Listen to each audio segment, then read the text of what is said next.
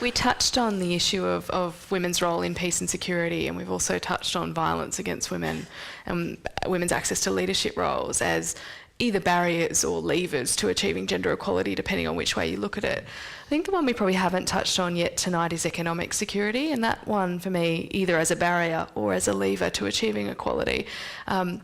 is really significant. And we see economic security and economic insecurity for women play out here in Australia in terms of the likelihood that women are going to live in poverty in retirement, in terms of women's access to work, in terms of not being able to escape domestic violence situations because you're inherently tied to a partner or to a financial stream. But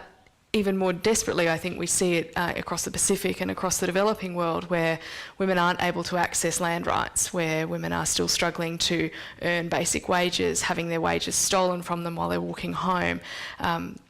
accessing the formal economy as it is really important. And I think until we actually really empower women economically, a lot of these other issues are going to remain challenging. And we know that 70% of the world's poor are women. And so that's a huge number of people out there who are responsible by and large for their families, for their communities, who we know when we invest in them go on to invest in the health and education outcomes of their children far more often than men do.